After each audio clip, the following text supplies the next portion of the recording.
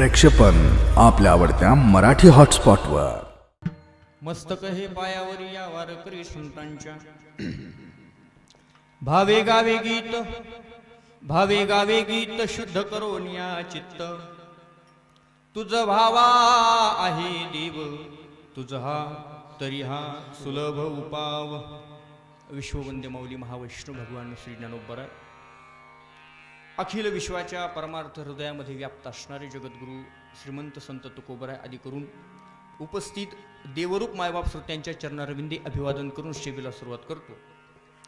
आजच्या कीर्तन निरूपणासाठी जगद्गुरु श्री संत तुकाराम महाराजांचा 6 चरणांचा आणि जवळजवळ सर्वांच्याच पाठपरिचयाचा असलेला अभंग आजच्या कीर्तन सेवेकरता निवडलेला आहे। आजच्या अभंगाद्वारे जगद्गुरु तुकाराम महाराज तुम्हा आम्हाला देवप्राप्तीची अत्यंत सुलभ, अत्यंत सोपी अशी 5 साधनं सांगतात। विठ्ठल विठ्ठल टाळी टाळी टाळी टाळी। आजच्या अभंगाद्वारे जगद्गुरु तुकाराम महाराज तुम्हा आम्हाला देवप्राप्तीची अत्यंत सोपी, अत्यंत सुलभ अशी 5 साधनं सांगतात। कोणती? ऐका।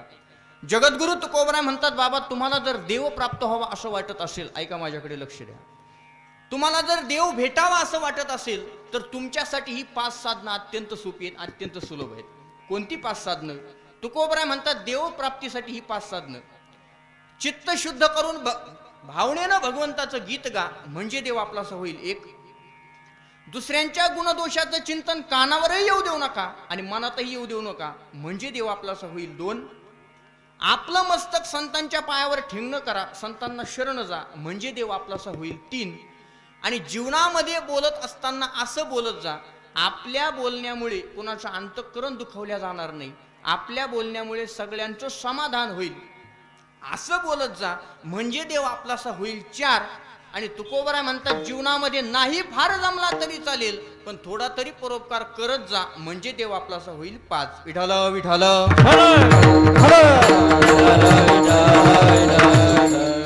या 5ही साधनांचा विचार आपल्याला आपल्या नियोजित वेळेमध्ये पूर्ण करायचा आहे। फक्त एकच विनंती आहे, सर्वांगाचे कान करून ऐका आणि लक्ष देऊन ऐका, माझ्याकडे लक्ष द्या। अत्यंत भव्य दिव्य असा नामसप्ताह आपल्या या मौजे कारकीनमध्ये गेल्या मला वाटतं 30 का 35 वर्ष झाली। कितवं वर्ष आहे? वर्ष कितवं आहे? 32वं वर्ष आहे। आणि सुंदर असं नियोजन आहे, अतिशय उत्कृष्ट असा हा नामसप्ताह आहे। सुंदर आपल्या गावकऱ्यांचं हे नियोजन आहे आणि या नियोजनामध्ये मला वाटतं 4थ्या दिवसाची कीर्तन सेवा समस्त ग्रामस्थ मंडळी, समस्त ग्रामस्थ भजनी मंडळी कारकीन, तसेच आमचे मित्र आदरणीय हरिभक्तपरायण ज्यांची सुंदर अशी साऊंड सिस्टम आहे, अतिशय गोड सिस्टम ज्यांची आहे, आदरणीय आमचे मित्र गायनाचार्य शिवाजी महाराज लिपाणे यांच्या संपर्कातून, तसेच आदरणीय सर्व गावातील भजनी मंडळी यांच्या संपर्कातून ही सेवा माझ्या वाट्याला आलेली आहे। सप्ताह कमिटीच्या वतीने, सप्ताह कार्यकर्त्यांच्या वतीने, गावकऱ्यांच्या वतीने ही सेवा माझ्या वाट्याला आलेली। तरी ज्ञानोबराय तुकोबराय नाथ महाराज मला जशी बुद्धी देतील तसं 1.5 तास या अभंगावरती चिंतन करण्याचा मी प्रयत्न करणार आहे। विठ्ठल विठ्ठल आल्यानंतर अतिशय आनंद वाटला। महाराज महाराष्ट्रातील दिग्गज कलाकार मंडळी या ठिकाणी आहेत, दिग्गज कलाकार। मला वाटतं आपल्या पैठण तालुक्याचे नवे पैठण, शेवगाव, गेवराई असे 2-3 मिळून तालुकी, या 3ही तालुक्याचं वैभव, आपल्या परिसराचं वैभव, पखवादामध्ये अतिशय ज्यांचं मोठं नाव आहे, अतिशय गोड ज्यांचा पखवाद आहे, माझ्यापेक्षा वयानं मोठी आहेत, ज्ञानानं मोठी आहेत, अनुभवानं मोठी आहेत, असे आदरणीय आमचे हरिभक्तपरायण उद्धव बापू, आम्ही त्यांना प्रेमानं बापूच म्हणतो, आदरणीय उद्धव महाराज या ठिकाणी उपस्थित आहेत, त्यांनाही धन्यवाद। सुदाम महाराज असतील, गावातील परिसरातील, आता सगळ्यांचं नाव मला माहीत नाही बरं का, नाही तर म्हणतात याचं काही खरं नाही, तसं काही नाही। मला तुमच्या सर्वांच्या बद्दल माझ्या अंतःकरणात अतिशय तीव्र मनापासून आदर भाव आहे, पण सगळ्यांचं नाव मला माहिती नाही आणि घ्यायचं म्हटलं तर मग आपल्याला वेळ पुरायचा नाही, म्हणून असो सर्व गावातील परिसरातील दिग्गज महाराज मंडळी, टाळकरी मंडळी, सगळी श्रोते मंडळी, सगळ्यांना मनापासून धन्यवाद देतो। सुंदर अशी ज्यांची भागवत कथा या ठिकाणी रोज आपल्याला ऐकायला भेटते, आदरणीय हरिभक्तपरायण गुरुवर्य भाऊसाहेब महाराज ऋषी, त्यांच्या मुखारविंदातून आपण भागवत कथेचं श्रवण करतायत। खरं तर महाराज एवढ्या धकाधकीच्या काळामध्ये आपण तुम्ही सर्वजण या ठिकाणी हा नामसप्ताह आयोजित केलाय म्हणजे तुमचं धाडसच आहे। विठ्ठल विठ्ठल सध्या परिस्थिती एवढी भयानक आहे महाराज, एवढी भयानक परिस्थिती. 2 वर्षापूर्वी निघाला तो कोरोना, आणि त्या कोरोनाने 2 मुलीला जन्म दिला, एक डेल्टा आणि दुसरी डेल्टा प्लस.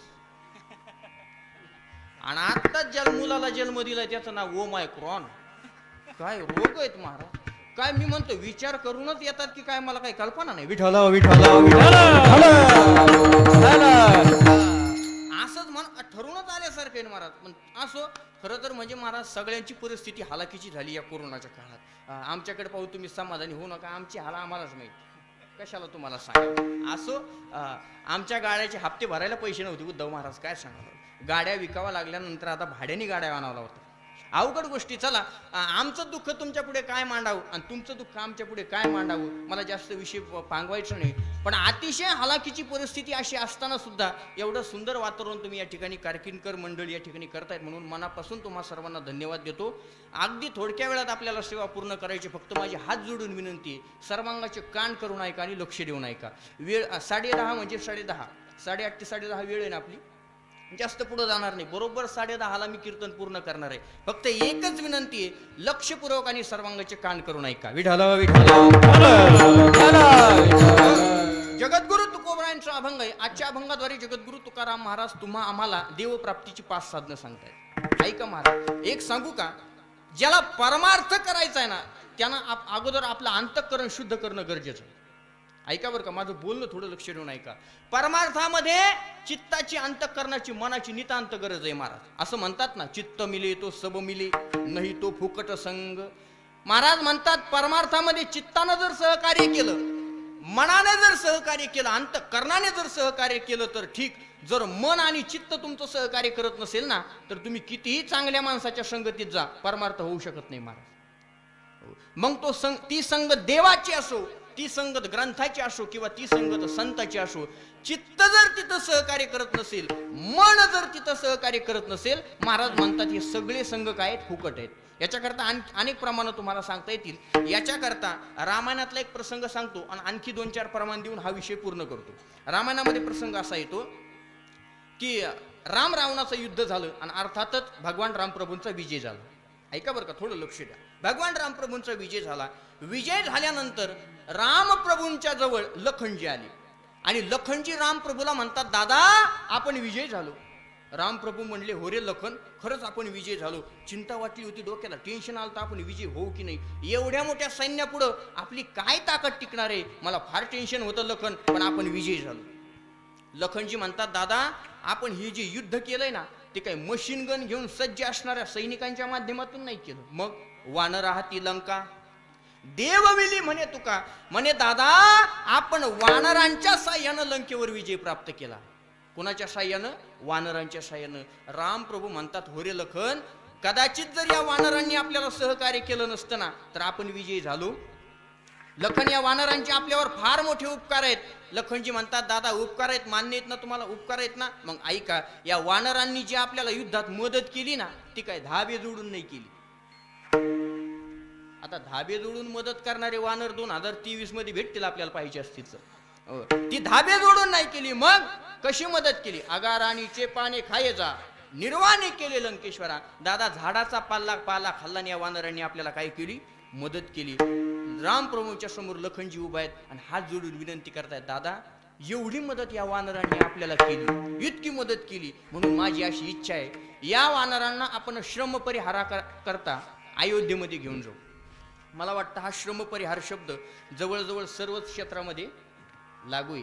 त्यातली त्यात राजकारणात जवळचा आहे. आणखी राजकारणात जवळचा म्हणजे कसं? ऐका, म्हणजे एखादा उमेदवार एखाद्या मतदारसंघातून उभा राहावा, कार्यकर्त्यांनी बोंब मारून मारून त्याचा प्रचार प्रसार करावा, दैवयोगाने तो उमेदवार निवडून यावा, आणि तो उमेदवार निवडून आला की तो काय करतो, आपल्या कार्यकर्त्यांनी जे आपल्यासाठी कष्ट घेतलेले असतात ना प्रचारासाठी, त्यांच्या कष्टातून उतराई होण्याकरता तो एक श्रम परिहाराचा कार्यक्रम ठेवतो. बरोबर आहे?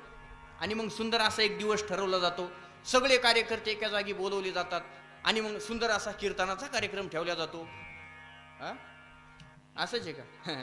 तुम्ही हसले, याचा अर्थ तुम्ही त्याच्यातली ती लक्षात आलं माझ्या, मला वेगळं सांगायची गरज नाही. मुद्दा एक आहे, असा तो श्रम परिहाराचा कार्यक्रम. आणि मग लखनजीच्या सांगण्यावरून सगळे वानर कुठं आणले?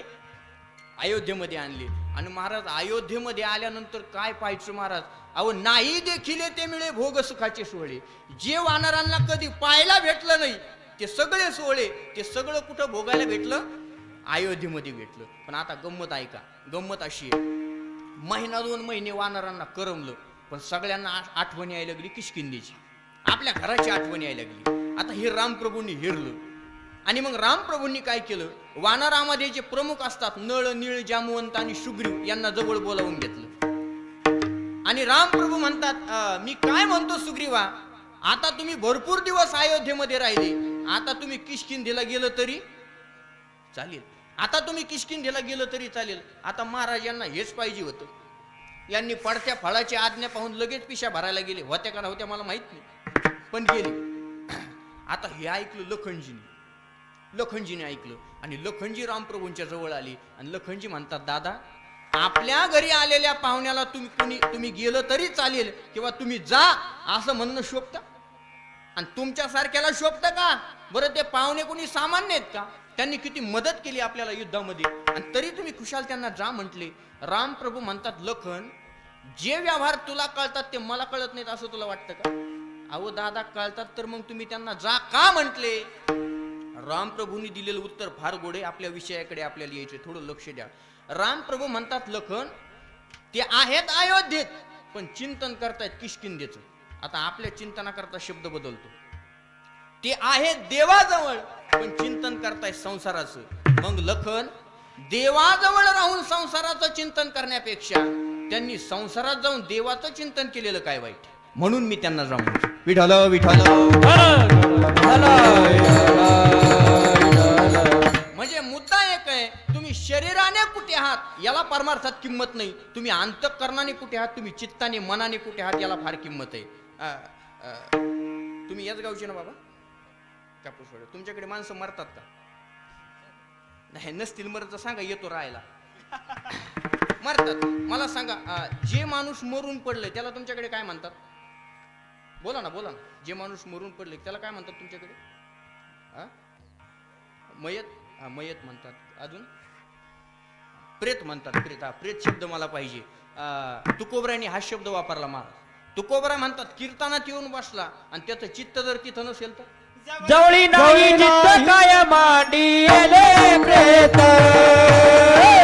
जवळी नाही चित्त काय मांडी प्रेत, हो जवळी नाही चित्त काय मांडी प्रेत, काय मांडी प्रेत, काय मांडी हो जवळी नाही चित्त काय मांडी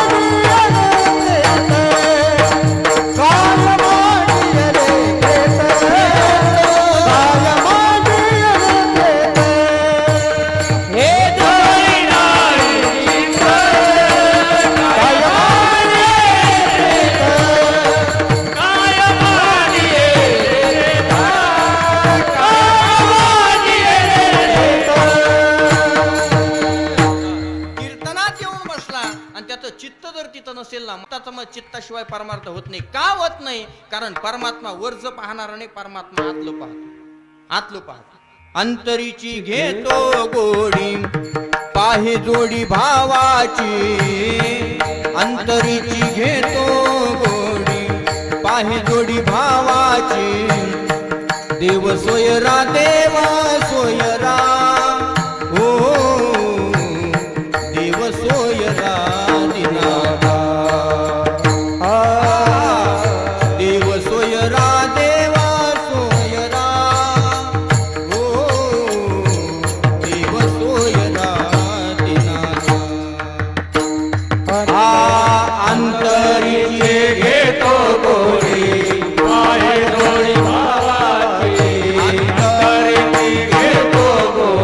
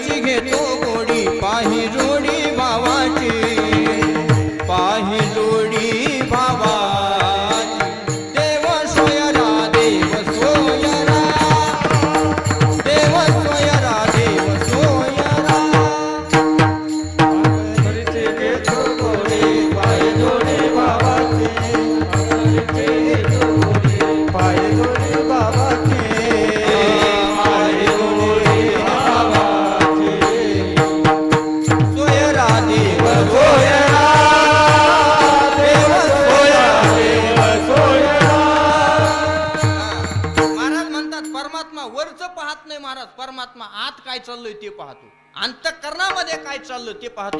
तुमच्या वर काय चाललंय महाराज अजिबात किंमत नाही. परमार्थामध्ये क्रियेला किंमत नाही महाराज, परमार्थामध्ये भावनेला किंमत आहे. जर परमार्थात क्रियेला किंमत असती तर सज्जन कसायाचं नाव कधी भक्ताच्या आधीत लागलं नसतं. काय क्रिया होती? सज्जन कसाया विकुलागे मांस, मांस विकण्याची क्रिया होती. हो महाराज, परमार्थात क्रियेला किंमत नाही, परमार्थात तुमच्या भावनेला किंमत आहे. असं आहे महाराज. आत्ताच उदाहरण मी कधीतरी ऐकलं होतं, कुणीतरी सांगितलंय की म्हणे काय झालं, आत्ता लक्ष्मीने नारायणाला विचारलं. काय विचारलं? लक्ष्मीने नारायणाला विचारलं काय की म्हणे का हो जुन्या काळात कीर्तनात भजनात तुम्ही प्रगट व्हायचे, आजकाल तुम्ही प्रगट का होत नाही? कुणी विचारलं? लक्ष्मीने. कुणाला? नारायणाला. जुन्या काळात तुम्ही कीर्तनामध्ये भजनामध्ये प्रगट व्हायचे, आजकाल तुम्ही प्रगट का होत नाहीत? अहो ज्ञानोबराने देवा तुमचं नुसतं स्मरण केलं, नाम आठविता कंठी पुढे उभा जग जेठी. तुकोबराने देवा तुमचं स्मरण केलं की तुम्ही उभा कीर्तनात उभे राहिले, समोर उभे राहिले, प्रगट झाले. आजकाल तुम्ही प्रगट का होत नाहीत? बरं आजकाल कीर्तन होत नाहीत असं नाही, आजकाल तर लय कीर्तन व्हायला लागली.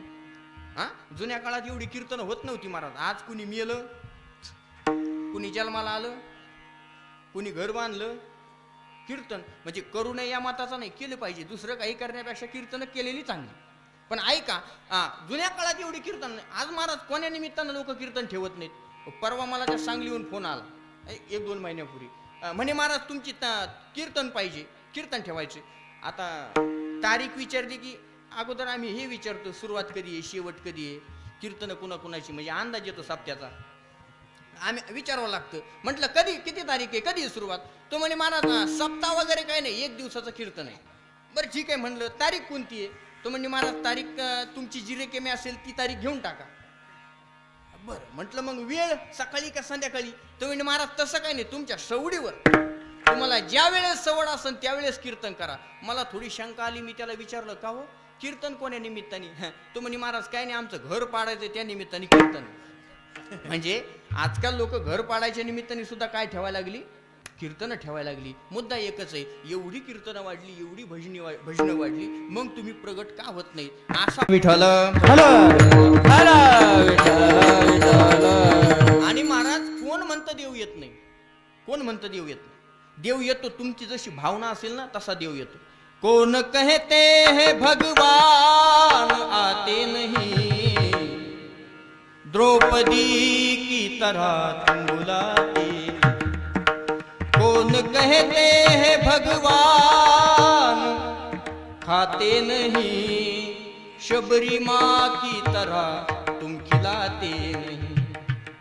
कौन कहते हैं भगवान सोते नहीं, यशोदा माँ की तरह तुम सुलाते नहीं. कौन कहते हैं भगवान रोते नहीं, राधा रानी की तरह तुम रुलाते नहीं. आपली जशी भावना आहे तसा देव येतो महाराज. अगोदर कीर्तनाची भावना कीर्तन करायची. नामदेवरायांसारखं कीर्तन असल्यावर का देव येणार नाही महाराज? काय देव येणार? नाचता नाचता देवाचा, नाचता नाचता देवाचा गळला पितांबर, नाचता नाचता देवाचा, नाचता नाचता देवाचा, नाचता नाचता देवाचा, देवा गळला पितांबर, नाचता नाचता देवाचा. हो सावध होई देवा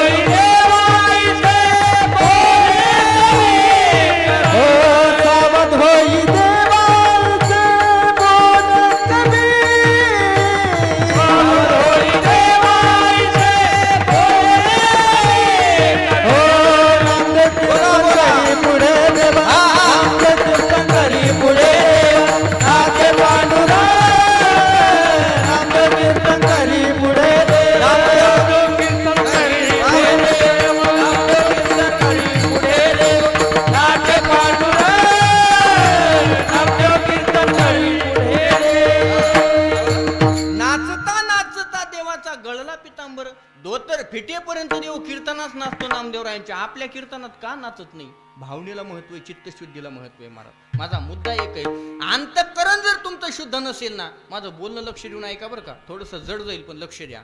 तुमचं चित्त जर शुद्ध नसेल ना महाराज, तुम्ही कितीही परमार्थ करा. ज्ञानोबराय हात जोडून सांगतात, बाबांनो, अंतःकरण जर शुद्ध नसेल, आयुष्यभर परमार्थ करा, देवापर्यंत कधीच पोहोचत नाही. ज्ञानोबरायांची भाषा आहे. ज्ञानोबराय म्हणतात, एरवी तरी पार्था अंतर शुद्ध नसता, बाह्य कर्म क्षाळिता तो विटंबुगा. ज्ञानोबराय म्हणतात, अंतःकरण जर शुद्ध नसेल, चित्त जर शुद्ध नसेल, तुम्ही कितीही रात्रंदिवस परमार्थ करा, तो देवापर्यंत पोहोचत नाही महाराज. म्हणून साधू संतांनी वारंवार देवाला विनंती केलेली. कशासाठी? हे चित्त त्याच्या पायाकडे जाण्यासाठी. माझे चित्त तुझे पायी राहे ऐसे करी काही बोला. माझे चित्त तुझे पायी राहे ऐसे करी काही धरोनी या पाही भवहातारी दातारा. तो शिरोमणी गुण लावण्याची खाणी मुकुट सकळा मणी धन्य तुझी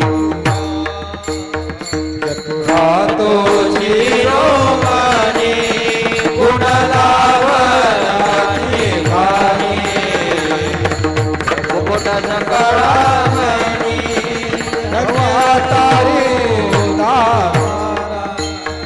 देवा माझे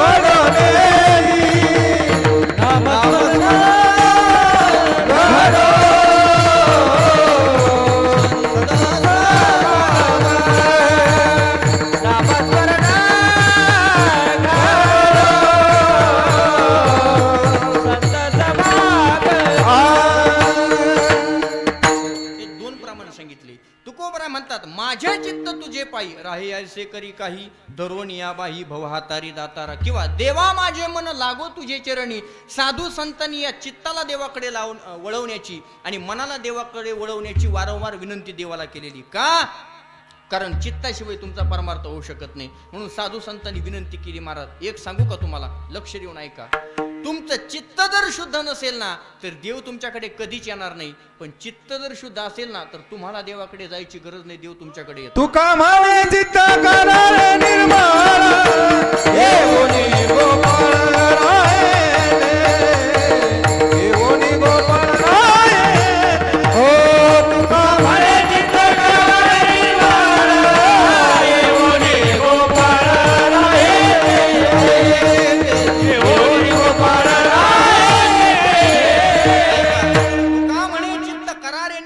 येऊनी गोपाळ राहे ते. महाराज चित्त जर शुद्ध असेल ना, तर तुम्हाला देवाकडे जायची गरज नाही व देव स्वतःहून तुमच्याकडे येतो. मला वाटतं रामायण जवळजवळ सर्वांना माहिती.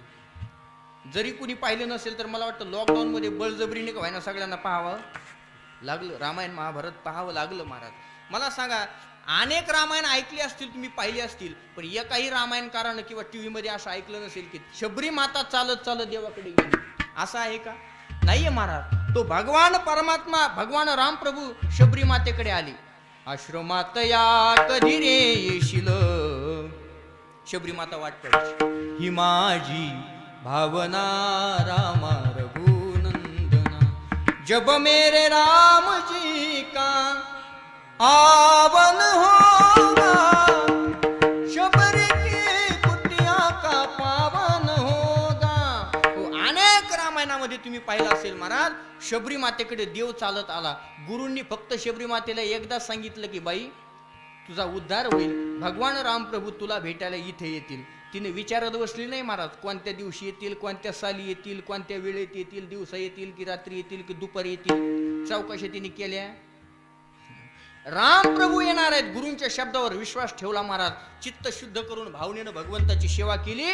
त्याचा परिणाम देवाला तिला भेटायला यावं लागलं. याचा अर्थ आहे तुमचं चित्त जर देवाकडे जात नसेल ना, तर आपण बळजबरीनं मनाला चित्ताला नेता आलं पाहिजे महाराज. ज्ञानोबरायांनी मनाला विनंती केली की मना इकडं तिकडं फिरू नकोस, मग इकडं ये परमार्थाकडे. ज्ञानोबराय विनंती करतात.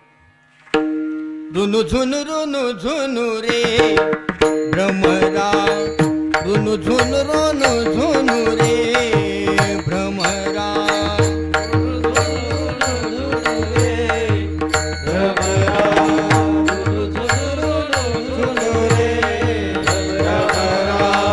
रुनु झुनु रुनु झुनु रे भ्रमरा, रुनु झुनु रुनु झुनु रे भ्रमरा,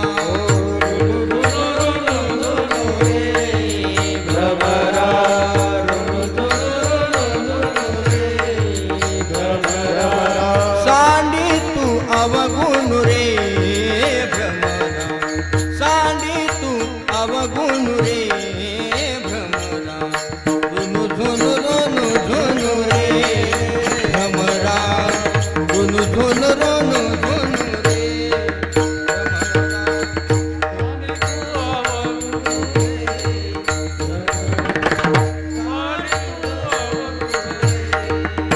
भ्रमरा, रुनु झुनु रुनु झुनु रे भ्रमरा, रुनु झुनु रुनु झुनु रे भ्रमरा. ज्ञानोबरायांनी मनाला विनंती केली की बाबा इकडं तिकडं फिरू नको, परमार्थाकडे ये. माझा एकच मुद्दा आहे, मी सुरुवातीपासून सांगतोय, तुमचं चित्त जर शुद्ध नसेल तर देव तुमच्याकडे येत नाही. आणि मग जगद्गुरु तुकोबराय हात जोडून सांगतात की बाबांनो, जर तुम्हाला देव भेटावा असं वाटत असेल, देव प्राप्त व्हावा असं जर वाटत असेल, तर तुमच्यासाठी सगळ्यात सोपा उपाय म्हटले महाराज. कोणता उपाय? महाराज म्हणतात चित्त शुद्ध करून भावनेनं भगवंताचं गीत गा, म्हणजे देव आपलासा होईल. हा पहिला उपाय पहिल्या चरणात. भावे गावे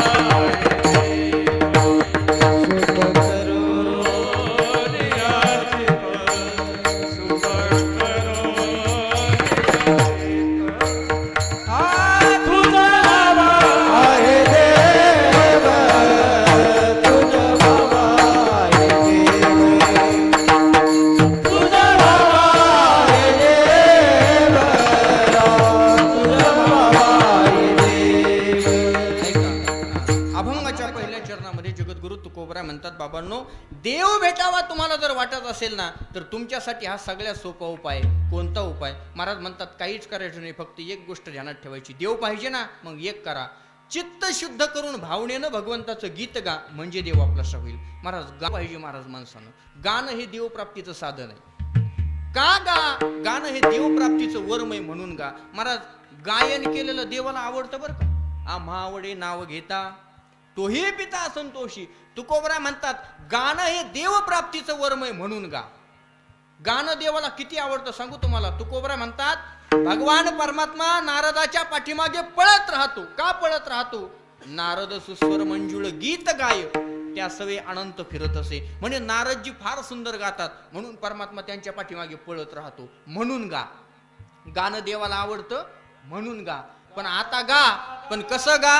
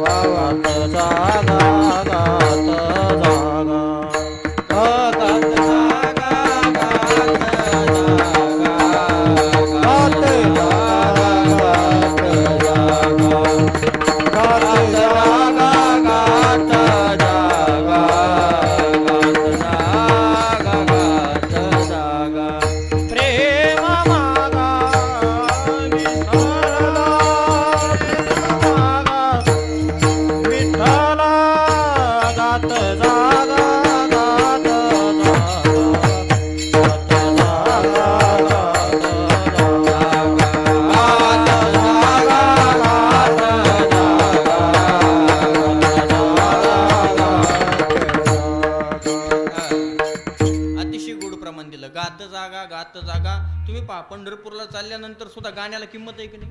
म्हणजे गाणं देवाला आवडतं, गाणं आवडतं. पण आता ऐका बरं का, गाणं देवाला आवडतं पण त्याही पेक्षा त्या गायनाच्या पोटी असलेला भाव विशेष आवडतो. नुसतं गाणं आवडत नाही. गाणं देवाला आवडतं पण गाण्याच्या पोटी असलेला भाव विशेष आवडतो. तुम्ही गायन फार तयारीचं करता पण त्याच्यात जर भाव नसेल ना, तुकोबर म्हणतात तो देवाला आवडत नाही. ज्याप्रमाणे देवा भावाचा भुकेला, देवा भावाचा भुकेला, हो देवा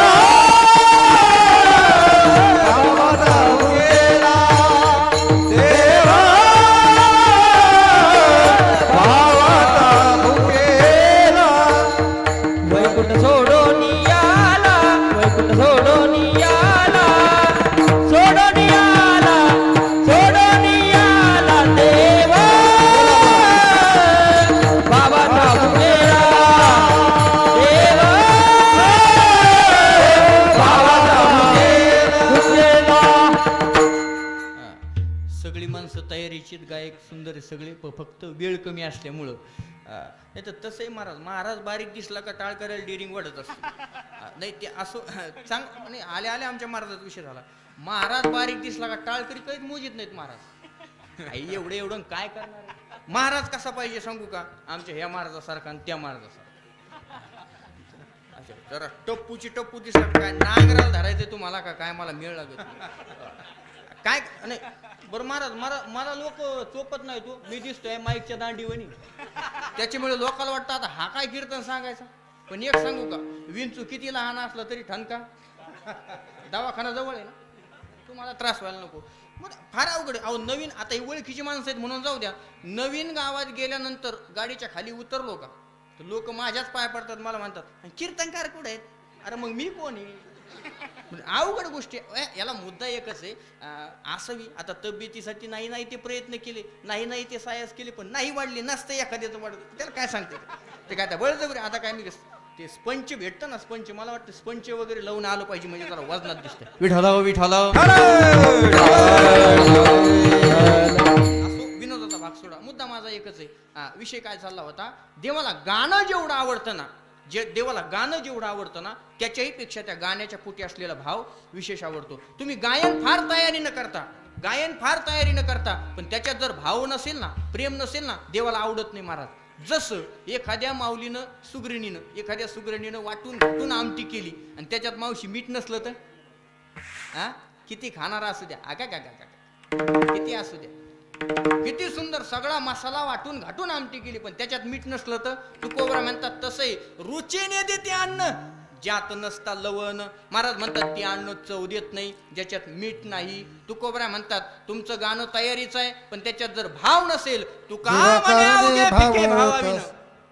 म्हणे अवघे फिके भावाविन मीठ नाही अन्न तेने नाही. ते अन्न चव देत नाही महाराज. ते अन्न चव देत नाही. जर भावना नसेल तर ते गायन सुद्धा काय होतं, ते गाणं देवाला आवडत नाही. म्हणून गाणं जेवढं देवाला आवडतं भावे गावे, महाराज म्हणतात गा तुम्ही, देवाला आवडते म्हणून गा. कसं गा? भावे गावे. म्हटले महाराज आणखी कसं गा? चित्त शुद्ध करून गावे. ऐका, म्हणून गाणं जेवढं महत्वाचं त्याच्याही पेक्षा ते चित्त शुद्ध करून आणि भावनेनं गाणं महत्वाचं. आता गायनाचा विषय निघाला म्हणून बोलतो. गायनाच्या क्षेत्रामधलं फार मोठं नाव तानसेनजी एकदा रस्त्यानं चालले होते. ऐका बरं का, लक्ष द्या. तानसेनजी रस्त्यानं चालले होते आणि एका भगवान श्रीकृष्णाच्या मंदिरात बसून, भगवान श्रीकृष्णाच्या समोर बसून मीराबाई भजन करत होते. पायोजी मैने राम रतन धन पायो, पायोजी मैने राम रतन धन पायो. सुंदर गाणं मीराबाईचं, सुंदर गाणं. तानसेनजी रस्त्यानं चालले होते आणि म्हटले कोण एवढं गोड गातंय, म्हणून जाऊन पाहिलं मंदिरात, तो मीराबाई भजन करत होत्या. महाराज मीराबाईच्या शेजारी जाऊन बसले. कोण? तानसेनजी. आता मीराबाईचं गाणं व्यवस्थेचं नाही, अवस्थेचं आहे. आणि अवस्थेमध्ये हा राग कोणता आणि तो कोणता, हा वर्ज्य कोणता आणि तो खर्ज कोणता, हा विचार नसतो. मीराबाईंनी सुरुवात केली पहाडीमध्ये. पायोजी मैने राम रतन धन पायो, पायोजी मैने राम रतन धन पायो. सुरुवात मीराबाईनं पहाडीमध्ये केली, पण गाता गाता मीराबाई मालकंस मध्ये गेल्या. सत की नाव केवट या सतगुरु, सत की नाव केवट या सतगुरु. मला काही इतकं जमत नाही बरं, नाही तर म्हणतात तुला येत नाही तर म्हणतो कशाला, मला सांगायचं. पहाडीमध्ये मीराबाईने सुरुवात केली आणि गाता गाता मीराबाई कुठे गेल्या? मालकंस मध्ये गेल्या. मीराबाईचं गाणं संपलं आणि मीराबाईने एक तारा बाजूला ठेवला, बाजूला ठेवला आणि समोर पाहिलं तानसेनजी आलेत. वाकून नमस्कार केला आणि विचारलं, तानसेनजी आप कब पधारे? आता तो मोठा संवाद आहे पण हिंदीत आहे, पण मी आपला मराठीत सांगतो कारण आम्ही हिंदी आती मगर हेलपट्टे खाती. म्हणजे आमची हिंदी काय एवढी पक्की म्हणजे एवढं हसायला एवढी कच्ची नाही पण तुम्ही हसू नये म्हणून सांगितलं. तानसेनजी मीराबाईचं गायन संपलं. तानसेनजीला मीराबाईने पाहिलं, मीराबाईने तानसेनजीला पाहिलं आणि वाकून नमस्कार केला. विचारलं, तानसेनजी आप कब पधारे? महाराज काही काही लोकांना टोचून बोलायची सवय असते. तानसेनजी म्हणतात, मीराबाई जब पहाडी का मालकंस हुआ ना हम तभी आए. टोचून बोलायची. मीराबाई एक शब्दानं बोलल्या नाही महाराज, फक्त गालातली गालात हसल्या. तानसेनजी म्हणतात, मीराबाई कितना दर्द है आपके गाने में, कितनी मिठास है आपके गाने में, लेकिन मीराबाई मेरी आपसे एक सलाह है, आज से एक करते जाना. आप गाती तो बहुत सुंदर हो, लेकिन मेरी आपसे एक सलाह है, आज से एक करते जाना, जरा राग से गाते जाना, लोगों को अच्छा लगेगा. महाराज मीराबाई हसल्या आणि मीराबाईनी लगेच प्रत्युत्तर दिलं. मीराबाई म्हटल्या, तानसेनजी मैंने भी आपके बारे में बहुत सुना है, आप अगर दरबार में गाते हो बादशाह जी के सामने तो ऐसा मैंने सुना है, आप अगर पट्टदीप गाते हो तो दिए जलते हैं, आप अगर मेघ मल्हार गाते हो तो धूप में भी बरसात होती है, आप अगर दरबारी कानड़ा गाते हो तो गर्मी में भी ठंडी महसूस करता है सुनने वाला. तानसेन जी मैंने भी आपके बारे में बहुत सुना है, लेकिन मेरी आपसे एक विनती है, आज से ये करते जाना, जरा भाव से गाते जाना, भगवान को अच्छा लगेगा. विठाला विठाला तुमचं गाणं किती तयारीचं आहे याच्याही पेक्षा ते गाणं देवासाठी आहे का याला किंमत आहे. आजकाल गायक का कमी आहेत का महाराज? एक सांगू का, सिनेमा सृष्टीमध्ये इतके भारी गायक आहेत महाराज, एवढे सुंदर गातात, पण एकच विनंती आहे, ते गाणं जर त्यांनी देवासाठी गायला असतं तर आज देव त्यांच्या ताब्यात असता. विठाला विठाला तुमचं गाणं तयारीचं आहे पण त्याच्यात भाव आहे का? ते गाणं देवासाठी, आणि ते गाणं जर देवासाठी नसेल ना महाराज त्याची कवडी किंमत आहे. असं म्हणतात तानसेनजी एकदा आपले गुरु हरिदास शास्त्री यांना भेटायला गेले. हरिदास शास्त्रींना भेटायला गेले. बऱ्याच दिवसांनी आपला शिष्य आल्याला पाहिल्यानंतर हरिदास शास्त्रींना फार आनंद झाला. हरिदास शास्त्रींनी तानसेनजीला म्हटले, त्यांना जरा गाके सुनाव. तानसेनजी म्हणतात, गुरुजी मी तुमच्याकडे शिकलो, मीच तुम्हाला काय गाऊन दाखवू? अरे का? आग्रह केला महाराज. आणि मग आग्रह केल्यानंतर तानसेनजीनं गायला सुरुवात केली. बगी कोयलिया कुक लगाए, मुझ बिरहन का नेहा जगाए, जौवन भी तो जाए, हाय याद पिया के आए, याद पिया के आए. आम्ही गातो. पण गायला असेल, एखादी ठुमरी गायली असेल, एखादा ख्याल गायला असेल, तास दीड तास तानसेनजी गायले. आणि हरिदास शास्त्रींनी मनात विचार केला, कलाकाराचा अपमान नाही झाला पाहिजे, कलाकाराचा सत्कार झाला पाहिजे. म्हणून हरिदास शास्त्रींनी काय केलं, एक भरजरीत वस्त्र पांघरलेलं ताट तानसेनजींच्या हातात दिलं. महाराज तानसेनजी म्हणतात, गुरुजी अहो शिष्यानं गुरुला गुरुदक्षिणा द्यायची असते, हे तर उलटं झालं. हरिदास शास्त्री म्हटले, त्यांना तू आज माझा शिष्य म्हणून नाही, एक कलाकार म्हणून आलास, म्हणून हे तुला देतोय. पण आता गुरुजीने नेमकं आपल्याला काय दिलंय याची उत्सुकता तानसेनजीच्या अंतःकरणात असल्यामुळे तानसेनजींना राहवलं नाही. तानसेनजीनं त्या ताटावरचं भरजरीत वस्त्र बाजूला ठेवलं आणि नेमकं पाहिलं की गुरुजीने आपल्याला काय दिलं. वस्त्र बाजूला काढलं तर दृश्य असं होतं, ताटभर सोन्याच्या मोहरा होत्या आणि त्या सगळ्यात वरती एक फुटकी कवडी होती. ताटभर सोन्याच्या मोहरा होत्या आणि त्याच्या सर्वात वरती एक फुटकी कवडी होती. महाराज प्रत्येक माणसाच्या, मोठ्या माणसाच्या प्रत्येक क्रियेमध्ये अर्थ असतो. मोठ्या माणसाची क्रिया एक तर व्यावहारिक असते, नाही तर पारमार्थिक असते. मोठे माणसं मोघम क्रिया करत नाही, मोठे माणसं मोघम बोलत नाहीत, मोठे माणसं आपल्यावर मोघम हसत नाही. आपल्याला सवय महाराज काही दिसलं थोडंफार मोठ्याने हसायचे, अजिबात नाही. मोठी माणसं एवढी सांभाळून वागतात ना महाराज, एवढी सांभाळून वागतात.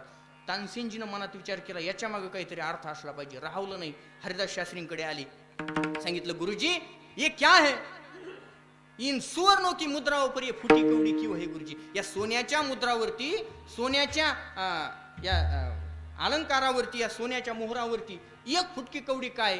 महाराज गुरुजींनी जे उत्तर दिलं ना हरिदास शास्त्रींनी, ते फार अंतर्मुख होण्यासारखं आहे. गुरुजी म्हणतात त्यांना, तू गातो फार सुंदर रे, फार गोड गातो, म्हणून त्याची किंमत ताटभर सोन्याच्या मोहरा आहेत. पण ऐक ना, ते गाणं तू देवासाठी न गाता बादशहा करता गातोस, म्हणून त्याची किंमत फुटकी कवडी.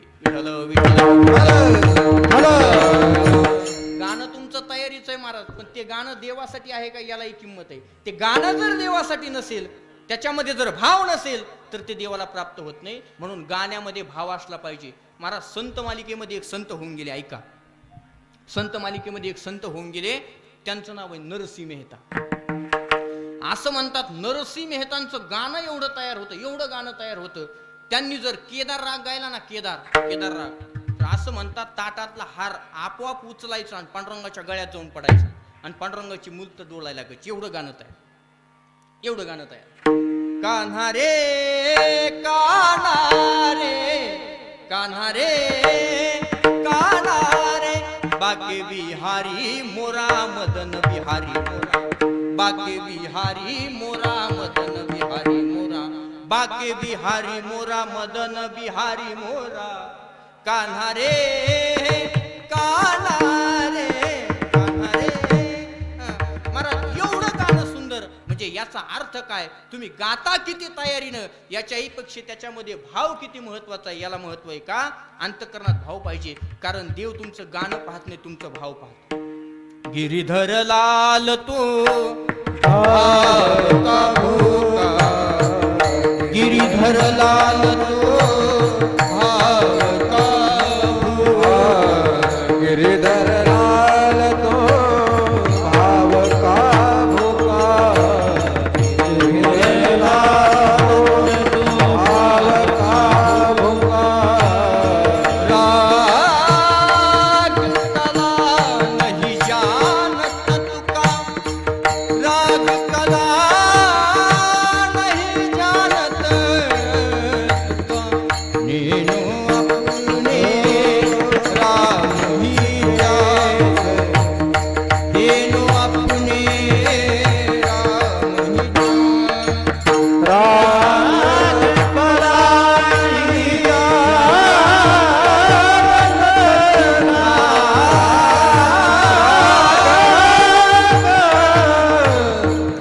लो अपने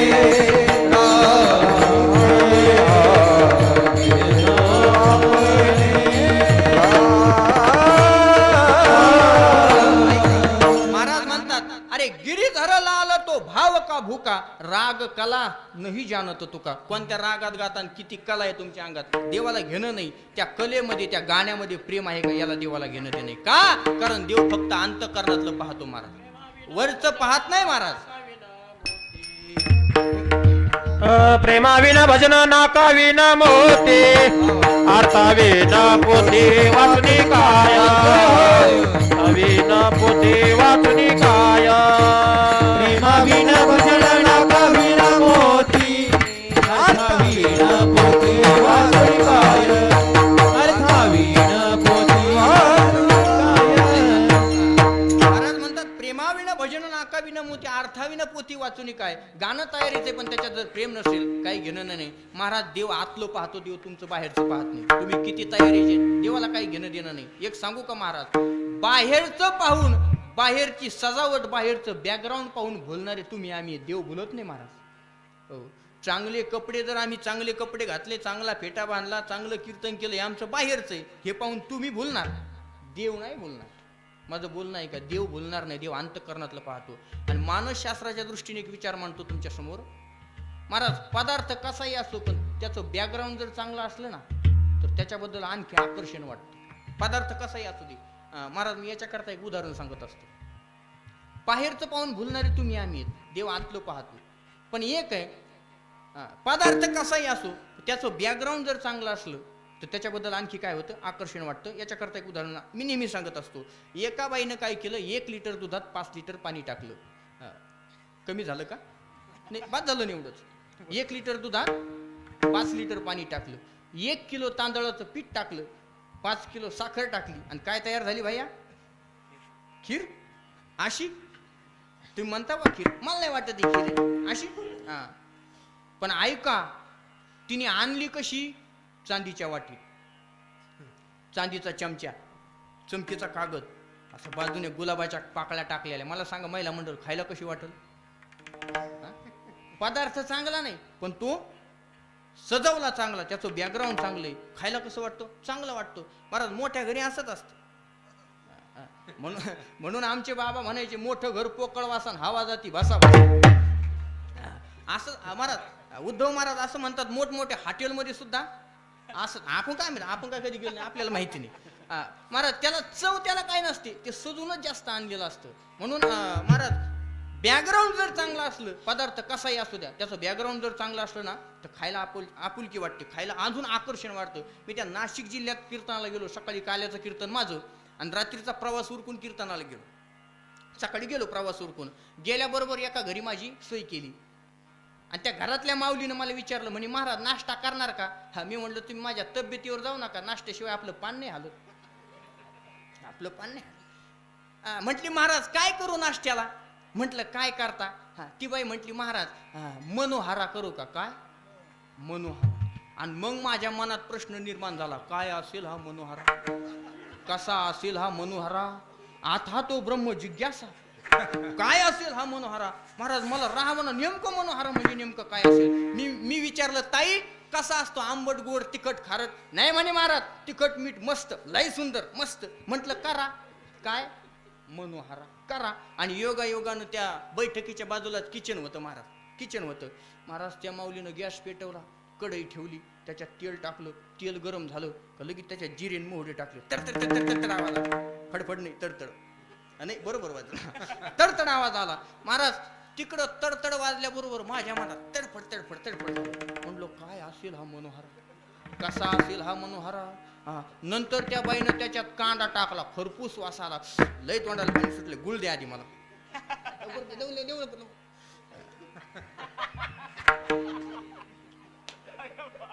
विठ्ठल विठ्ठल. महाराज नेमका मनोहारा म्हणजे नेमका काय असेल. भेटी लागी जीवा, लागली सियास, पाही रात्रंदिवस, मनोहाऱ्याची वाट. बरोबर आहे. कसा असेल हा मनोहारा. आणि महाराज एक दैव योगानं तो मनोहारा तयार झाला. पण त्या माऊलीनं आणला कसा, ऐका आणला कसा. त्याच्यावर किसलेलं खोबरं, चिरलेली कोशिंबीर, तळलेले शेंगदाणे, असं ते सगळं पाहिल्यानंतर योगी या दुर्लभ तो म्या देखील साजनी. काय काय मनोहारा. आता मला वाटलं कधी एकदाचा तो मनोहारा माझ्या हातात येतो, काही भिडे फुटेल, काही तो मनोहारा भेटेल. युगाहुनी वडील. महाराज एक दैव योगानं मला राहावं ना महाराज, एक दैव योगानं तो मनोहारा माझ्या हातात आला. महाराज ते मनोहरा पाहिल्यानंतर मला तर दमच निघाला, तोंडाला जास्तच पाणी सुटलं. म्हणलंय कधी एकदा खातो महाराज. पटकन चमचा काढला, त्याच्यात टाकला आणि एक घास खाल्ला आणि चव पाहिली. आणि मग मला समजलं ते काय होतं. अहो शेळ्या चपातीचे तुकडे होते ते. आणि नाव काय मनोहरा. महाराज म्हणजे शिळ्या चपातीच्या तुकड्याला जरी सजून आणलं तर त्याच्याबद्दल काय वाटतं, आपुलकी. पण महाराज मला याला सगळ्यात चांगला शब्द साताऱ्याला सापडला. साताऱ्याला फलटण तालुक्यात गेलो होतो मी. गेल्याबरोबर सकाळचं कीर्तन गेलो. म्हटलं बाई, म्हटली महाराज नाश्त्याला काय करू. म्हटलं काय आहे तुमच्याकडं. ती म्हटली महाराज पस्तावा. विचारून तुम्ही विचारा, सातारा जिल्ह्यात शिळ्या चपातीच्या तुकड्याला काय म्हणतात, पस्तावा. करणारीला पस्तावा आणि खाणाऱ्याला पस्तावा. विठ्ठल विठ्ठल. म्हणजे पदार्थ कसाही असू द्या पण सजवला चांगला की त्याच्याबद्दल काय वाटतं, आकर्षण वाटतं. बरं आता ऐका, याच्या उलट पहा. याच्या उलट असं आहे, एका बाईनं 5 लिटरचं 1 लिटर दूध केलं. किती? 5 लिटरचं 1 लिटर दूध केलं. त्याच्यात पिस्ता, बदाम, काजू, चारोळ्या, केशर, विलायची, साखर सगळं टाकलं. काय तयार केलं, बासुंदी तयार केली. पण ऐका, ती घेऊन आली जर्मलच्या वाटीत. कशात? जर्मलच्या वाटीत. बरं जिनं आणलंय तिच्या नाकात शेंबूड, अशी तोंडानं लाळ गळायला लागलेली, डोळ्यात चिपडाचं साम्राज्य झालेलं, केस कटलेले, जण आमच्या गावची इंदिरा गांधीच. नाही, आमच्या गावात एक येडीबाई, तिला लोक इंदिरा गांधी म्हणतात. का म्हणतात मला नाही माहिती, काय ते तत्वज्ञ मला माहित नाही. अशी ते मला सांगा, खाऊ वाटेल का? खाऊ वाटणार नाही. पदार्थ चांगला आहे पण तो सजवला चांगला, खाऊ वाटणार नाही. अहो महाराज होतं असं कधी कधी. अहो शेजारी जर धड जेवणार नसलं तर जेव्हा वाटत नाही माणसाला. काही माणसं एवढी आमंगळ जेवतात महाराज, एवढं हात भरवतात तो. अरे पोरं आहे का आपले, हात आहे का जेसीबीचं वखर आहे काय, तुम्ही भाणार ना महाराज. कसं जेवावं. आमचे बाबा सांगायचे कसं जेवावं, माणसानं स्वच्छ जेवावं. कसं जेवावं, जशी मांजर लोणी चाटून गेली असं जेवावं. उंदीर खाऊन गेली म्हणलो नाही मी, आपण माळकरी माणसे. कसं स्वच्छ देवावं असो. माझा मुद्दा एक आहे, बाहेरचं बॅकग्राऊंड पाहून भुलणारी तुम्ही आपली माणसं आहेत महाराज. तुम्ही माझ्यासारखी, तुमच्यासारखी माणसं. काय बुलाला शिवरली रंगा, काय बुलाला शिवरली रंगा, काय बुलाला काय भुलला सिवरलिया रंगा. महाराज वरचं पाहून भुलणारे तुम्ही आम्ही माणसे आहेत. देव अंतःकरणातलं पाहतो. म्हणून एक काम करा, देव मिळवायचा ना, अंतःकरणापासून चित्त शुद्ध करून भावनेनं भगवंताचं गीत का. भावे गावे गीत शुद्ध करून या चित्त, तुझं भाव आहे देव तरी हा सुलभ पाव. देव पाहिजे ना, चित्त शुद्ध करून भावनेनं गीत गा महाराज, देव भेटतो. काही साधक तुकोबरायांकडे आले, म्हटले महाराज गाणं एवढं सोपं आहे का हो? गाणं एवढं सोपं आहे का? बरं असं नाही ना, प्रत्येकाला गाणं येतंय का?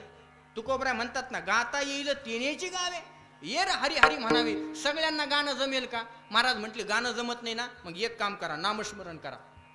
ते सुद्धा काय सोपं साधन आहे की नामस्मरण. तुकोबराय म्हटलेत ना, नामसंकीर्तन साधन पै सोपे, जळतील पापे जन्मांतरीचे. बरं नामसंकीर्तन नामस्मरण हे साधन सोपं आहे, परिणाम कमी नाही महाराज.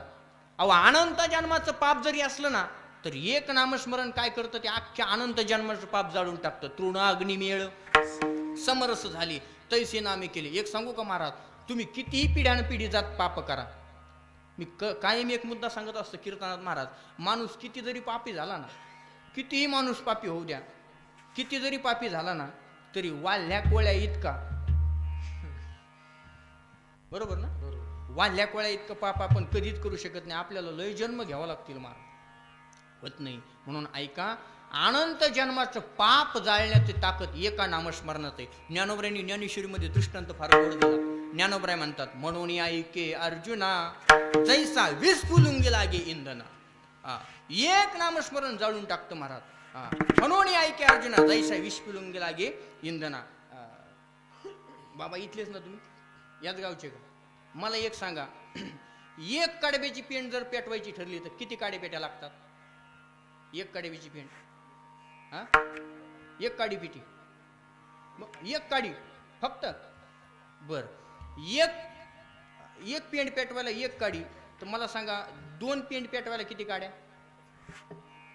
एकच. बर 2 पेटवायला एक काडी, तर 10 पेंड्या पेटवायला किती गाड्या? एकच. बर, 10 पेंड्या पेटवायला एक गाडी, तर 100 पेंड्याला किती गाड्या? एकच आहे का? एकच ना नक्की? बरं मला सांगा, 100 पेंड्याला एक गाडी, तर एका गंजीला किती गाड्या? किती गाड्या? एकच. नाही हे तुम्ही अंदाजे सांगताय का कुणाची पेटवली आधी? नाही नाही, बाबा सज्जन आहेत तसे. असं नाही नाही, तसे बाबा सज्जन आहेत. काड्या लावणार आहेत नाही ते. काड्या लावायचं काम यांच्याकडं. तुम्ही काड्या लावता की नाही? चुली तुम्हालाच पेटवायला लागतात ना. मग तुम्ही काड्या नाही लावत? चुली पेटवता का नाही स्वयंपाक करताना? काड्या लावता की नाही तुम्ही? पा केलं पा कबूल. म्हणजे मुद्दा असो, एक काडी अख्खं विश्व जाळू शकते, अख्खी गंज जाळू शकते. तुकोबरा म्हणतात तृण अग्नी मिळे समरस झाली, तैशे नामे केले जपता हरी विठ्ठल विठ्ठल. नामस्मरण करा. नामस्मरणासारखं सोपं साधन आहे. म्हटले महाराज, देव मिळवण्याचं आणखी दुसरं साधन नाही का? महाराज म्हटले दुसरं सांगतो, पण तिसऱ्या चरणात. ते वचन आणि काचे कानी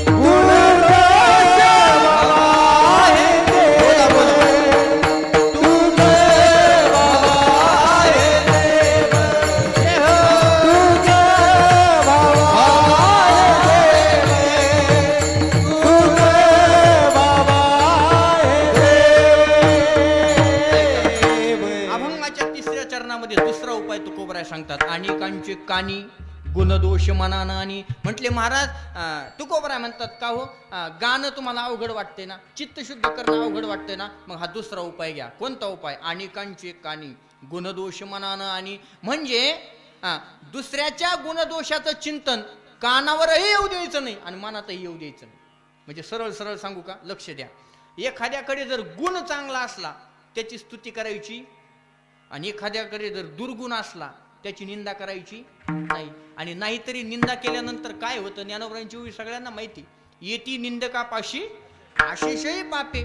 निंदा केल्यानंतर काय होतं महाराज, निंदा करू नये आणि स्तुती सुद्धा करायची नाही. अनेकांची कानी गुणदोष मनानं. आणि तुकोबरा म्हणतात दुसऱ्याचे गुणदोष का पाहायचे? का तुकोबरा म्हणतात दुसऱ्याचे गुणदोष का पाहायचे? आपल्याकडे का कमी आहेत का? महाराज, एखाद्याकडे जर दोष आपल्याला दिसला ना, तर त्याच्याकडे बोट करताना माणसानं सावध राहिलं पाहिजे. तुकोबरा म्हणतात कासया गुणदोष पाहू अनेकांचे, मज काय त्याचे उणे असे. दुसऱ्याचे दोष पाहण्याच्या अगोदर माणसानं स्वतःचं अंतकरण तपासलं पाहिजे की मी किती अवगुणी आहे, माझ्यामध्ये किती दोष आहेत महाराज. पण माणसाला एवढी घाण सवय लागली, ऐका, माणसाला एवढी घाण सवय लागली महाराज, एखादा माणूस समोरून आला ना तर माणसाला फक्त त्याचे दोष दिसतात, गुण दिसत नाही. माझ्या एका मित्रानं आता काल परवा मला एक व्हॉट्सअपला मेसेज पाठवला होता, फार सुंदर आहे, ऐका. माणसाला फक्त दोष पाहायची सवय. एक आदमी समंदर के पास गया और समंदर से कहने लगा, क्यों रे समंदर, तुझ में कितना पानी है, लेकिन तू खारा न होता तो कितना अच्छा होता.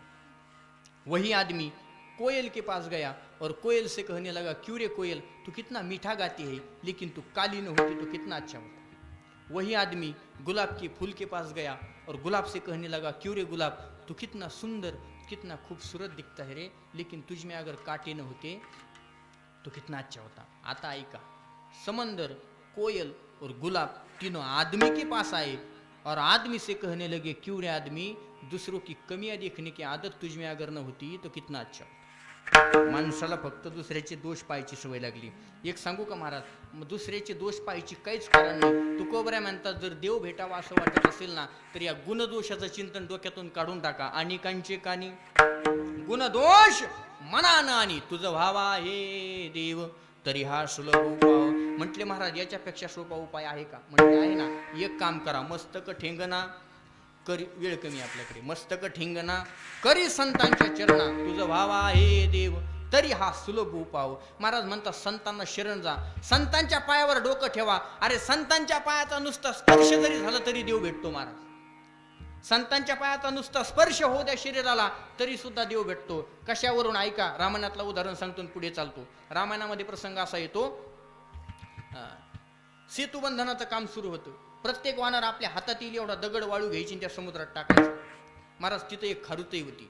ती खारुताई काय करायची, आपल्या ओंधळीत बसलेली एवढी वाळू घ्यायची आणि त्या समुद्रात टाकायची.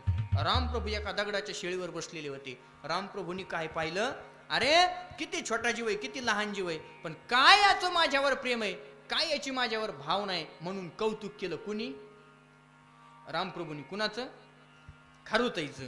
आणि महाराज, रामप्रभूची नजर थोडीशी इकडं तिकडं झाली आणि खारुताई चिरकना रडली. का रडली म्हणून रामप्रभूंनी जाऊन पाहिलं तर खारुताई बेशुद्ध पडलेली होती. जवळ गेले, तिला तळ हातावरती उचलून घेतलं, तिच्या चेहऱ्यावर पाणी शिंपडलं. ती कशी तरी जागी झाली, पाणी पाजलं, पाठीवरून हात फिरवला आणि विचारलं, खारुताई अगं काय झालं? खारुताई म्हटली, रामा मी तुझं काम करत होते रे, माझ्या शेपटीवर कुणीतरी पाय दिला. रामप्रभू म्हटले, कुणी दिला सांग? मुंडकच कापतो म्हणे त्याचं. खारुताई म्हटली, हनुमंतानं. रामप्रभू म्हटले, हा तर कार्यकर्ताच निघाला. पण कार्यकर्त्यासाठी वेगळा न्याय आणि सामान्य जनतेसाठी वेगळा न्याय. एवढं गलिच्छ राजकारण नव्हतं दादा, ते रामराज्य होतं. रामप्रभू म्हटले, खारुताई हनुमंतानं शेपटीवर पाय देऊ दे, लक्ष्मणानं शेपटीवर पाय देऊ दे, अगं चुकून माझा जरी पाय तुझ्या शेपटीवर पडला असेल ना तरी तू म्हणशील ती शिक्षा करायला तयार आहे, सांग हनुमंताला काय शिक्षा करू? खारुताईने हात जोडले आणि सांगितले, रामा हनुमंताला शिक्षा करू नका, मग त्याचा सत्कार करा. रामप्रभू म्हणले, खारुताई तू भानावर आहेस का? अगं शेपटीच्या ऐवजी पोटावर पाय पडला असतो तर सत्कार करायला तू राहिली असतीस. खारुताई म्हटली, रामा ठीक आहे, अरे जरी कदाचित जर हनुमंताचा पाय माझ्या पोटावर पडला असता तर मी जिवंत राहिले नसते, पण तरी सुद्धा देवा माझी विनंती आहे की हनुमंताला मारू नका, त्याला शिक्षा करू नका, त्याचा सत्कार करा. रामप्रभू म्हटले, अगं का हनुमंताचा सत्कार करायचा आहे? खारुताईनं दिलेलं उत्तर फार गोड आहे, फक्त हृदयाची डोळे जागे करून ऐका. खारुताईनं हात जोडले आणि सांगितलं, रामा कदाचित हनुमंतानं शेपटीच्या ऐवजी पोटावर पाय दिला असता मी जिवंत राहिली नसते, तरी सुद्धा त्याला शिक्षा न करता त्याचा सत्कार करा. त्याचं कारण आहे प्रभू, अहो हनुमंताने शेपटीवर पाय दिला म्हणून तर तुम्ही मला उचलून घेतलं. ही सगळी ताकद हनुमंताच्या पायाची. म्हणून मस्तक ठेंगणा करी संतांच्या चरणा, साधू संतांच्या चरणावर डोकं ठेवा महाराज, देव भेटून जाईल महाराज, देव भेटून जाईल. म्हटले महाराज, जरा जलद घेतो बरं का. म्हटले महाराज याच्यापेक्षा एखादा सोपा उपाय आहे का? म्हटले महाराज आहे ना. एक काम करा, जीवनामध्ये बोलत असताना असं बोलत जा, कुणाचे अंतःकरणाला ठेच लागणार नाही, कुणाचं अंतःकरण दुखावल्या जाणार नाही, असं बोला. वेचे ते वचन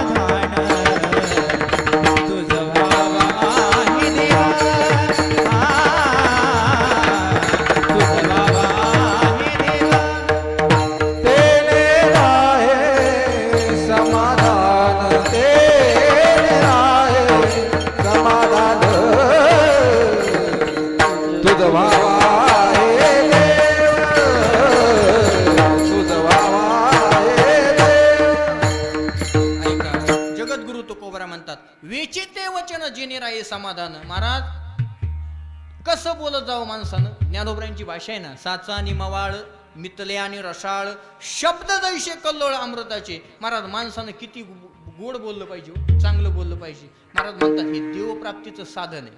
तुम्ही चांगलं बोला. आपल्या बोलण्यानं कुणाचं अंतःकरण दुखवल्या जाणार नाही असं माणसानं बोलावं. जेणेकरून हे साधन सोपं वाटतं का तुम्हाला? आपल्या बोलण्यानं सगळ्याचं समाधान झालं पाहिजे असं बोलणं सोपं आहे का सर? सोपं आहे तसं बोलणं? अहो देवाला जमलं नाही, धोब्याचं समाधान करायला गेलं तर सीतावनात पाठावं लागली. जमतंय? जमल? अवघड आहे महाराज. म्हटले महाराज इतकं सोपं आहे? अहो महाराज बोलणं जर चांगलं असलं ना, बोलू का आता आठवलं म्हणून बोलतो. बोलणं कसं असलं पाहिजे? बोलणं जर चांगलं असलं ना तर अवघं जग आपलंसं करता येतं महाराज. अवघं जग आपलंसं करता येतं. फक्त माणसाचं बोलणं चांगलं पाहिजे. म्हणून मी हात जोडून विनंती करतो, गादी राजकारणाची नाही बरं का, गादी राजकारणाची नाही, पण राजकारणातलं माझ्या एक अत्यंत आवडीचं व्यक्तिमत्व स्वर्गीय अटल बिहारी वाजपेयी. माझ्या अत्यंत म्हणजे मी काय कोणत्या पक्षाचं आहे असं समजू नका बरं का, मला काही घेणं देणं नाही बरं, पण माझ्या आवडीचं व्यक्तिमत्व स्वर्गीय अटल बिहारी वाजपेयी. असं म्हणतात अटल बिहारी वाजपेयी यांचं बोलणं एवढं गोड होतं दादा, ते जर बोलायला उभा राहिले ना तर विरोधक सुद्धा शांत चित्तानं ऐकायचे. बोलणं एवढं, आजही तुम्ही युट्यूबवरती क्लिप वगैरे पाहायला भेटतील तुम्हाला, एवढं बोलणं गोड होतं. त्यांच्या जीवनातला प्रसंग आहे. असं म्हणतात आता जसं मोदी वारं झालं नाही तसं एक काळ होता अटल बिहारी वाजपेयींचं वारं होतं. मी पुन्हा सांगतो, मी काय कोणत्या पक्षाचा नाही, माझ्या आवडीचं व्यक्तिमत्व आहे. अटल बिहारी वाजपेयींचं वारं होतं आणि अटल बिहारी वाजपेयी एकदा प्रचार करत करत बिहारमध्ये गेले. ऐका बरं का, अटल बिहारी वाजपेयी एकदा प्रचार करत करत बिहारमध्ये गेले आणि बिहारमध्ये गेल्यानंतर त्यांनी फार मोठी प्रचार सभा घेतली. आणि ज्या दिवशी अटल बिहारी वाजपेयी यांनी बिहारमध्ये प्रचार सभा घेतली त्याच दिवशी लालू प्रसाद यादव यांनी टीका केली अटल बिहारी वाजपेयीवर. लालू प्रसाद यादव म्हटले, हमार बिहार में तुहार का काम है? जमलं म्हणजे प्रयत्न, म्हणजे आमच्या बिहारमध्ये तुझं काय काम आहे? महाराज तिथं जर दुसरं कोणी असतं तर म्हटलं असतं तुझ्या बापाचं आहे का बिहार, बोलला असतं. पण अटल बिहारी वाजपेयी यांचा स्वभाव एवढा शांत होता, एक शब्द बोलले नाही. अटल बिहारी वाजपेयींनी दुसऱ्या दिवशी प्रचार सभा घेतली. दुसऱ्या दिवशी प्रचार सभा घेतली, स्टेजवर गेले, माईक हातात घेतला आणि मग अटल बिहारी वाजपेयी बोलायला सुरुवात केली. अटल बिहारी वाजपेयी म्हटले, कल हम जब बिहार गए तो हमारे लालू भाई ने हमसे पूछा कि हमारे बिहार में तुहार का काम है, लेकिन मैं अपने भाई लालू जी से कहना चाहता हूं, लालू जी आप केवल बिहारी हो, हम अटल बिहारी है. महाराज जिंकलं ना बिहारचं सगळं, पाहता काय माझ्याकडे, विठ्ठल विठ्ठल विठ्ठल. मुद्दा एक आहे महाराज, ज्याच्या बोलण्यात ताकद आहे ना तो अवघ्या विश्वाला वेळ लावू शकतो, अवघं विश्व आपलंसं करू शकतो. म्हणून बोललं पाहिजे चांगलं. वेचिते वचन जेणे राहे समाधान, तुझं भावा आहे देव तरी हा सुलभ पाव. म्हटले महाराज हे जे सगळं तुम्ही सांगितलंय ना, भावे गावे गीत, अनेकांचे गुणदोष कानावर ऐकायचे नाही, संतांच्या पायावर मस्तक ठेवायचं, संत भेटणं सोपं आहे का? ऐका, चांगलं बोलायचं, कोणाचं अंतःकरण दुखावलं नाही पाहिजे, सगळं जरा अवघडच आहे. सगळ्यात सोपा एखादा उपाय आहे का? महाराज म्हटले आहे ना. काय करायचं? म्हटले काही नाही, काहीच करायचं नाही. तुमच्या जीवनामध्ये जमेल तेवढा, नाही जास्त जमला तरी तुका माने फार, तुका माने फार, तुका माने फार, तुका माने फार, तुका माने फार, तुका माने फार, तुका माने फार, तुका माने फार, तुका माने फार, तुका माने फार, तुका माने फार.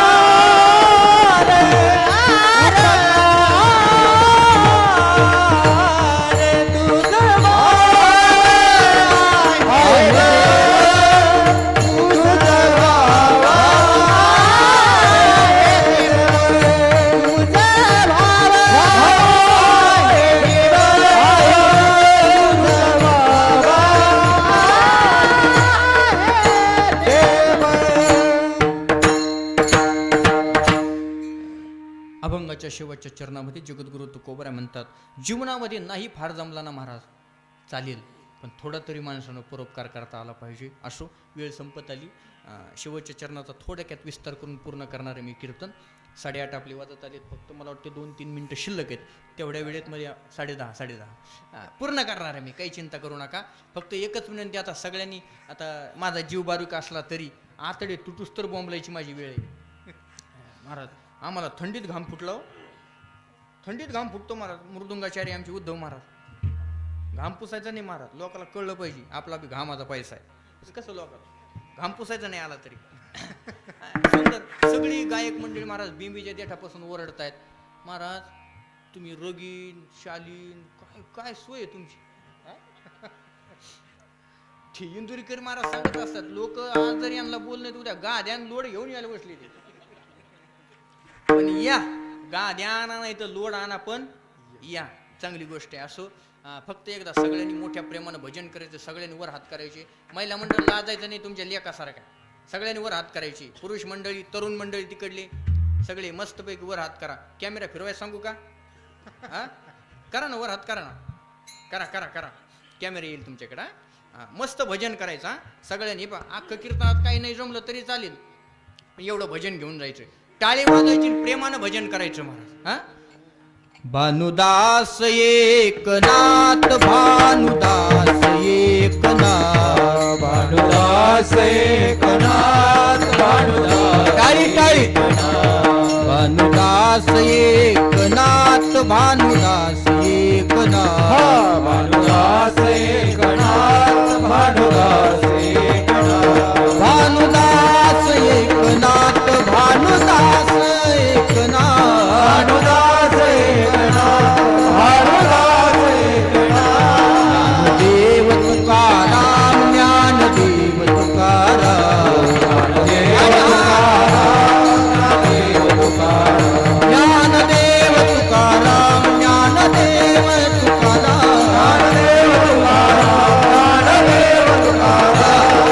देव तुकाराम, ज्ञानदेव तुकाराम,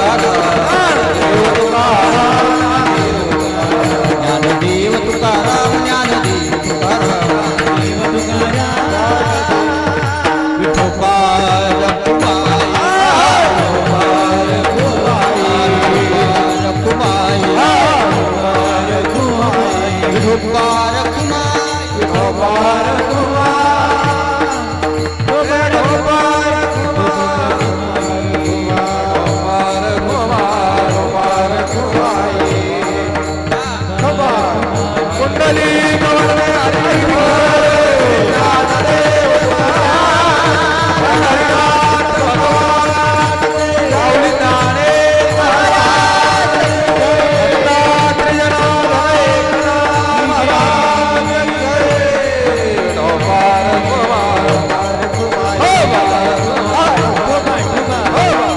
तुमच्याकडे संपत्ती पैसा कमी असो किंवा जास्त असो, माणसानं परोपकार केला पाहिजे. कमी असेल तर थोडा कमी करा, जास्त असेल तर थोडा जास्त करा, पण परोपकार करा. का करा?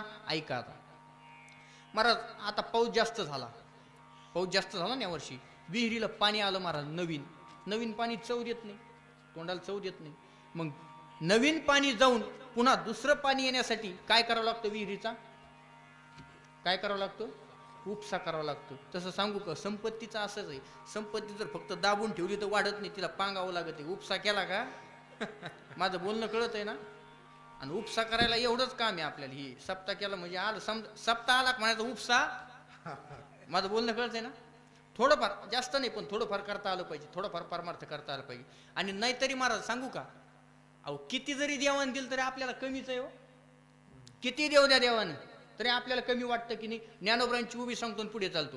ज्ञानोबराय म्हणतात, माणसाला मेरू पर्वता इतकं सोनं जरी दिलं तरी माणसाला कमीच वाटते. मेरू महाराज म्हणताना, तैशी तृष्णा वाढणलिया का मेरू ही हाता आलिया.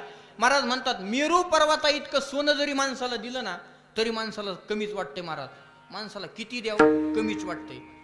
आदरणीय गुरुवर्य हरिभक्तपरायण चैतन्य महाराज देगलूरकर यांच्या मुखातून मी आळंदीत 2 वर्षापूर्वी एक उदाहरण ऐकलं होतं, दृष्टांत ऐकला होता. फार सुंदर उदाहरण आहे, ऐका. तेवढं सांगतो, सेवा पूर्ण करतो. महाराज म्हटले माणसाला कितीही द्या, माणसाला समाधान प्राप्त होत नाही. ते म्हटले एक भिकारी रस्त्यानं चालला होता. ऐका, लक्ष द्या, संपले आपलं कीर्तन. भिकारी रस्त्यानं चालला होता. उन्हाळ्याचे दिवस, चैत्राचा महिना, उन्हाळ्याचे दिवस, रणरणत ऊन, पायात चप्पल नाही, रस्ता तापलेला, अंगाला घाम, अंगावर नीट कपडे नाही, मरणाचं ऊन, पायात चप्पल नाही. आणि असा तो भिकारी रस्त्यानं चालला. जवळून एक सावकार आला आणि त्या सावकाराला त्या भिकाऱ्याची दया आली. आणि सावकाराने दया आल्यामुळं काय केलं, खिशात हात घातला आणि एक तोळा सोन्याचं नाणं दिलं. कुणाला? ऐकताय तुम्ही? कुणाला? भिकाऱ्याला दिलं. महाराज भिकारी एवढा खुश झाला, पण त्यानं ते उद्धव महाराज खर्च केलं नाही. मग त्या गावात एक पडका वाडा होता, त्या पडक्या वाड्यात पुरून ठेवलं. कुणी? भिकाऱ्यानं पडक्या वाड्यात पुरून ठेवलं. महाराज थोडे दिवस गेले, बरेचसे दिवस गेले आणि त्याचं लग्न झालं. तुम्ही म्हणताल भिकाऱ्याचं होतं ना महाराज लग्न? भिकाऱ्याचं लग्न होतं.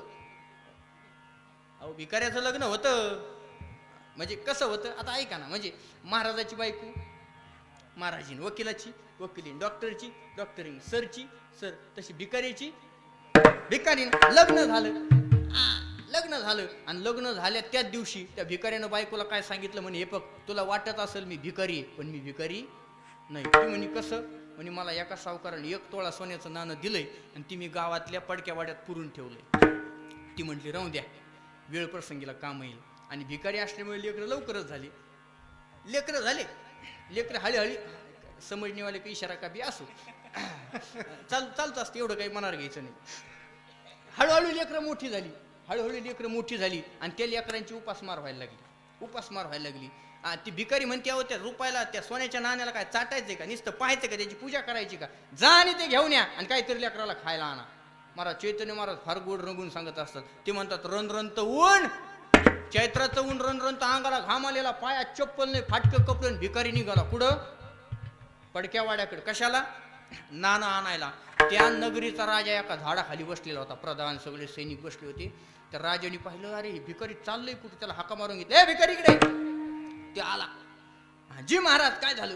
ते म्हणे, अरे एवढ्या उन्हात पायात चप्पल नाही, अंगाला घाम, कुठं निघालास? ते म्हणे, काही नाही सरकार, लेकरं उपाशी मारायला लागलेत आणि एका सावकारानं मला थोड्या 4-5 वर्षापूर्वी एक तोळा सोन्याचं नाणं दिलतं. ती मी गावच्या पडक्या वाड्यात पुरून ठेवलंय आणि ते आणायला मी चाललोय. आता राजा म्हणला, एक तोळा सोन्याच्या नाण्याकरता एवढ्या उन्हात चाललास तू? थांब, तू जाऊ नकोस, माझ्याजवळचं नाणं देतो. राजाने खिशात हात घातला, एक तोळा सोन्याचं नाणं काढलं आणि भिकाऱ्याला दिलं. भिकारी आपला खाली पाहिलं. राजा म्हणला, कमी वाटतंय तुला? एक काम कर, अजून 1000 देतो. लगेच प्रधानजीला हाका मारली. प्रधानजी नाही कोणी? प्रधानजी. जी महाराज. लगेच प्रधानजी आला. अजून 1000 सोन्याच्या मोहरा आणा. प्रधानजी गेला, 1000 सोन्याच्या मोहरा आणल्या. राजाने घेतल्या आणि त्या भिकाऱ्याला दिल्या. भिकारी आनंदित झाला, निघाला भिकारी. पण राजाला वाटलं आता 1000 सोन्याच्या मोहरा दिल्या, आता नेमकं याचं करणार काय? म्हणून त्याला परत बोलावून घेतलं. इकडे. राजा म्हणला, 1000 सोन्याच्या मोहरा दिल्या, आता तू नेमकं काय करणार? तो म्हटला, काय नाही, गावात जाईन, बाजारात जाईन, एक नाणं मोडीन, त्याचे पैसे घेईन, त्याची चप्पल घेईन, पडक्या वाड्याकडे जाईन. कशाला? माझं बोलणं नाही कळते ना? कशाला? ते सोन्याचं नाणं विसरले काय? 1 तोळा सोन्याचं नाणं आहे. राजा म्हणला, तेवढं पडक्या वाड्यातलं नाणं डोक्यातून काढ, तुला कमी वाटतंय का? अजून 9000 देतो. लगेच प्रधानजीला हाका मारल्या. 9000 सोन्याच्या मोहरा आणल्या. कुणाला दिल्या? भिकाऱ्याला दिल्या. राजा म्हणला, आता काय करशील? तो म्हणला, काही नाही, बाजारात जाईन, एक नाणं खर्च करीन, रिक्षा करीन, पडक्या वाड्याकडे जाईन. कशाला? नाणं डोक्यात आहे ना? राजा म्हणला, तुझ्या पाय पडतो गाड्या, तेवढं नाणं डोक्यातून काढ, तुला कमी वाटतंय का? अर्ध राज्य देतो महाराज. कमी वाटते? अर्ध राज्य देतो, पण नाणं डोक्यातून काढ. लगेच राज्याचा नकाशा आणला. सांगितलं भिकाऱ्याला, सांग तुला ही बाजू पाहिजे का ती बाजू? भिकारी म्हणला, तसं नाही, ज्या बाजूला पडका वाडा आहे ती बाजू मला पाहिजे.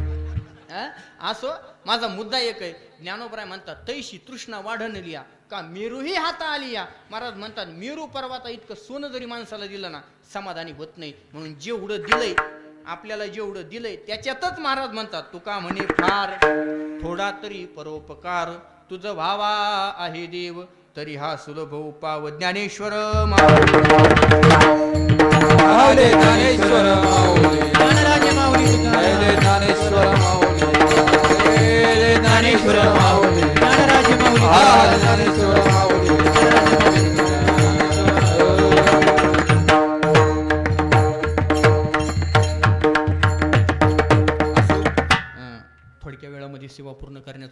केला. बोलण्याच्या ओघामध्ये एखादा शब्द वेडावाकडा गेला असेल तर लेकराचं अंतःकरण करा, आईवडिलांचं अंतःकरण करा आणि क्षमा करा. मात्र जे योग्य असेल ते घेण्याचा प्रयत्न करा.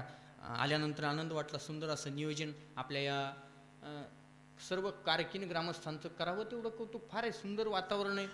आणि एवढ्या थंडीच्या काळात तुम्ही येतात. त्यातली त्यात आनंद एकच आहे की तरुणांची उपस्थिती मागं जरी बसली असली पण तरुणांची उपस्थिती आहे महाराज. आणि माझे तुकोबराय फार गोड बोलतात. तुकोबरायांनी तरुणांना फार प्राधान्य दिलंय महाराज. तुकोबराय म्हणतात, तरणा भाग्यवंत नटे हरी कीर्तनात.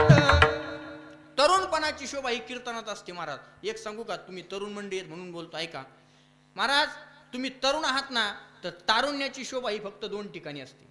तुमचं तारुण्य फक्त 2च ठिकाणी शोभून दिसतो. माझं बोलणं लक्षणं नाही का?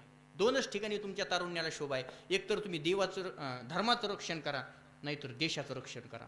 या 2 ठिकाणी तुमचं तारुण्य एवढं शोभून दिसतंय ना महाराज, इतकं शोभून दिसतंय ना, काय सांगू तुम्हाला. धर्मासाठी जगणारे आमच्यासारखी माणसं आहेत. आज लोक महाराज, अहो आज आमच्या लोक गाडीची सुद्धा पूजा करतात. आमची तर करतातच करतात, पण गाडीची सुद्धा पूजा करतात महाराज. लोक मानतात. तुमच्या तारुण्याला शोभा आहे, तुम्ही धर्माचं रक्षण करा. आणि नाही हे जमत ना, तर देशाचे रक्षण करा. तरुण मंडळींनो, काय हो महाराज, आत्ता 8 तारखेला घटना घडली. आपले रावत ते जनरल होते, तिन्ही दलाचे प्रमुख होते महाराज. याच्या आधी हे पदच नव्हतं, पण त्यांच्यामुळे ते पद सुद्धा उभारण्यात आलं. इतकी त्यांची ताकद होती महाराज, इतका अभ्यास होता. पण महाराज गेले ते आज आपल्याकडून. अख्खा संपूर्ण भारत देश दुःखात आहे महाराज.